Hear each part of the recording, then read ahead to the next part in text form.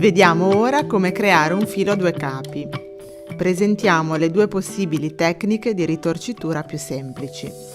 Per procedere dobbiamo aver filato i nostri capi singoli entrambi in senso orario e avere ancora una bobina libera su cui montare il filato doppiato. Posizioniamo le bobine piene sul lazy kate. Ora leghiamo con un piccolo nodo i due capi al filo guida sulla bobina vuota e iniziamo a pedalare facendo andare la ruota in senso antiorario. Noteremo subito che i due capi tendono ad agganciarsi uno sull'altro spontaneamente. Se pedaliamo a velocità costante e non troppo veloce, potremo avere il tempo di concentrare la nostra attenzione sulla posizione delle mani, che devono stare a una distanza possibilmente costante. Vedrete che in questo modo la forma del filato doppiato sarà omogenea. Se avviciniamo le mani, l'angolo di doppiatura si stringe e i due capi formano una spirale e senza la dovuta esperienza rischiano di rimanere staccati a tratti. Al contrario, se allontaniamo le mani, l'angolo di doppiatura si allarga molto, rendendo il filato duro.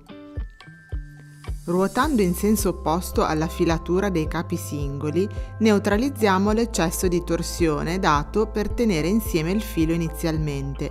Per questo motivo, se i capi singoli non hanno sufficiente torsione, in questa fase tenderanno a disfarsi. Il filato a due capi è perfetto per giocare con le variazioni di colore ed ha una struttura facile da lavorare a maglia o uncinetto, fornendo alla trama un effetto sfaccettato e armonioso.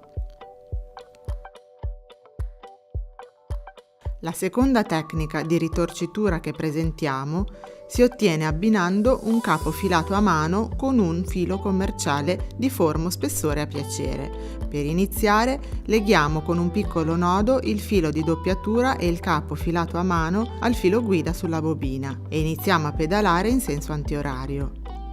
Anche in questo caso valgono le regole di angolazione che abbiamo spiegato per il filato a due capi. Dato che di solito i fili di doppiatura utilizzati sono molto più sottili rispetto a quelli fatti a mano, dobbiamo fare attenzione a qualche particolare in più rispetto alla doppiatura vista prima. In questo caso, l'attenzione va concentrata sulla forza con cui tratteniamo i nostri due capi.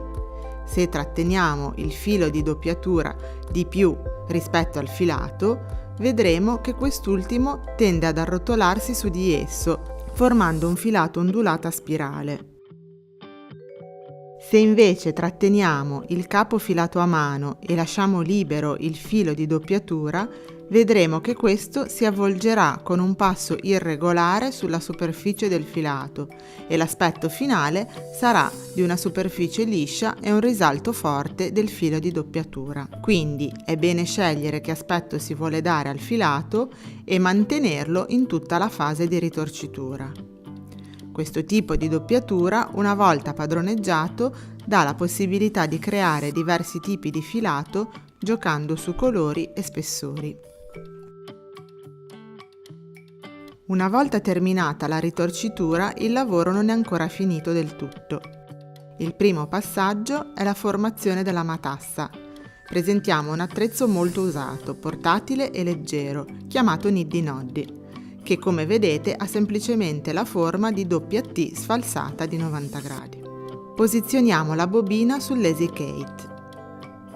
Poi iniziamo a montare il filato passandolo su ogni vertice della T sempre sul lato esterno e sempre nella stessa direzione.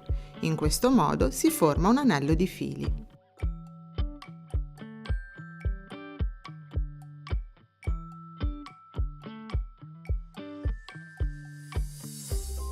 Poi smontiamo l'anello spingendolo da uno dei vertici ed ecco la matassa libera.